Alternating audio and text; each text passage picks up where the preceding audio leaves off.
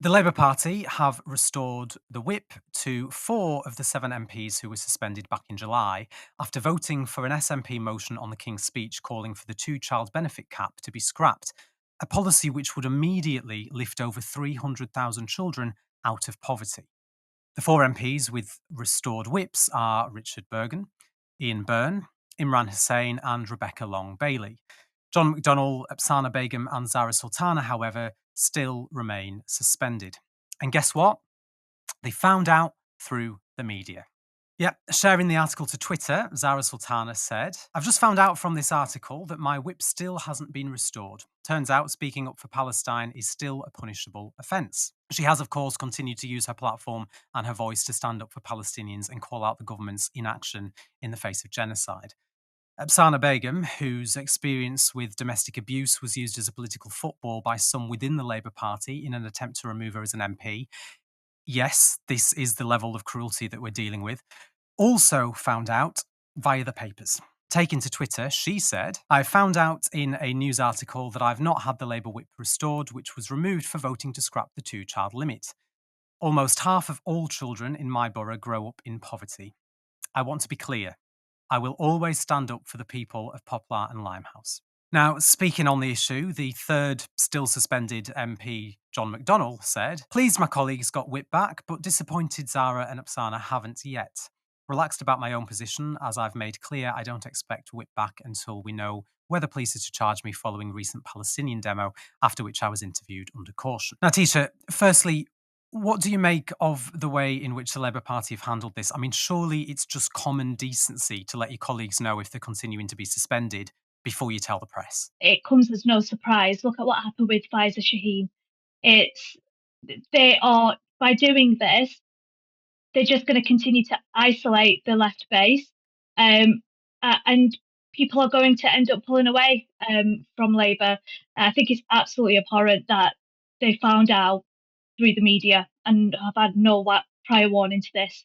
I think what they're doing is trying to punish them for being critical in recent months. You know, everything that's happening with Gaza, um, Zara speaking out, the fact that also she's voted against um, the winter fuel allowance. It's just, yeah, it is punishing them. There's a wider issue here, right? I mean, we'll speak in more detail about the latest news out of Palestine and Gaza later in the show. But Zara Sultana is right, isn't she? I mean, speaking up for Palestinians is still a punishable offence in the Labour Party, as, so it seems, is standing against child poverty. It really, really frustrates me, this situation. I mean, both of these women have faced horrific Islamophobia. They've faced violent threats and a barrage of abuse from many corners for being brave enough to stand against government decisions that support genocide or leave children in poverty. I mean, surely any Labour Prime Minister should be promoting these MPs, put them in the cabinet, not punishing them. Yeah, no, absolutely. And it's what we're seeing at the moment within society. I mean, there's literally a national emergency of violence against women and girls, and this is the sort of rhetoric they're putting out there by isolating them, by not telling them what's going on. Um, and it's not like it's this whole idea that they're going against Labour. They are, like you said, wanting to get children out of poverty. Scrapping the two-child benefit cap would make an immense difference. 300,000 children overnight will be lifted out of poverty if that was scrapped. Exactly, exactly. With John McDonnell, it kind of makes a bit of sense because obviously we've had that incident recently the other week at the Palestine march where the Met Police claimed that a police barrier was forced through, and that people were in breach of conditions. I mean that accusation, by the way, has been disputed by many people who were there, including John McDonnell, Jeremy Corbyn, Zach Polanski, deputy leader of the Green Party, and others who were all present for that demonstration. Have all said that the way that the police and Yvette Cooper, the Home Secretary, have claimed that protest went isn't the way that it actually happened. But it makes sense, doesn't it, that if John McDonnell's, if he's been interviewed under caution by the police, then it makes sense for the Labour Party to wait until a decision's been made regarding what's happening with that. But the only thing that I can see that Upsana Begum and Zara Sultana have done to cause any form of problems for the Labour Party since the suspension is to speak out in favour of things that any any Labour MP should be speaking out for. Absolutely, and it was one of the things in the lead up to the election that made me move away from Labour because I no longer see them being a party on the left like they used to be by the treatment of, Diane Abbott, Faiza Shaheen, what was in with Zara Sultana and Afsana Begum. It's the very things that they are advocating for and fighting for are the things that I used to be able to look at Labour and say, yes, this is what they're about. It's about, people on the poverty line already on, suffering from that, versus like what we're seeing in terms of the wider society, the community, the demographics. I don't recognise them anymore. And I think I've read some articles about this where they're saying that some Labour sources are saying they basically, because they're showing non-compliance and uniformity with the wider, looking like, right, we're going to be supporting these things from Keir Starmer's side, that they're punishing them for quote unquote not bad behaviour. I mean, the argument they made about with the original suspension was obviously that because they were voting for an amendment on the King's speech, they saw that as a vote against the King's speech. And if you can't vote for the King's speech, which is what they won, what they won the election on, the manifesto pledges, then there's a problem. But the way I see it was that they were trying to add to that. They weren't taking anything away.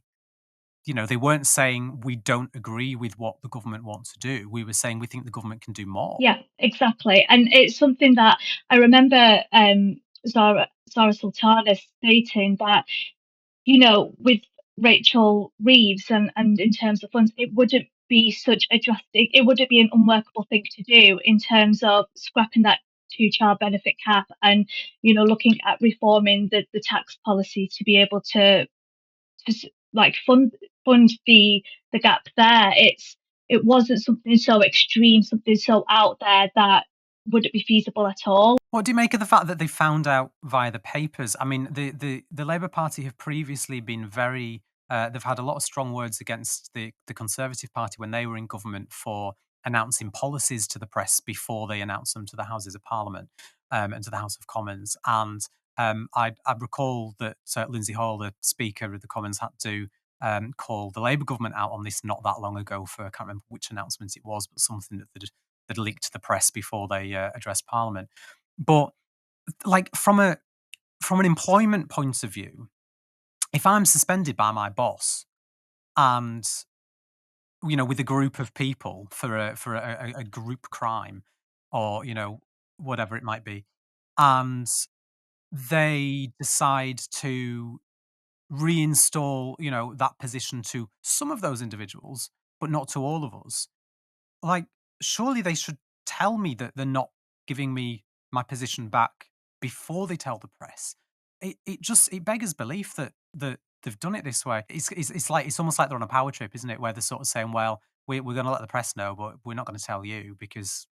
I just don't understand though what benefit it would bring them to do that because, like as I said before, I think at the moment the way they are heading towards isolating a base, the left side of their electorate, and I really do not understand the benefit from them just going to the media, not telling them. We wouldn't in our workplaces find that acceptable. Why do they think people are going to be okay with that? I'm just really confused by it all.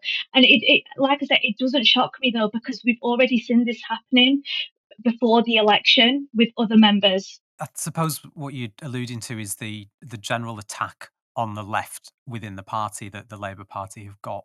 I mean, we saw it when they were in opposition, when Rebecca Long Bailey was suspended from the shadow cabinet. We've seen it during the election. I mean, we saw it with Diane Abbott when she almost wasn't even allowed to stand as a Labour MP. We saw it with Faiza Shaheen and others who have stood up, particularly on issues around Palestine. Support independent media, support social justice that's there on social media. Thank you. Turn left.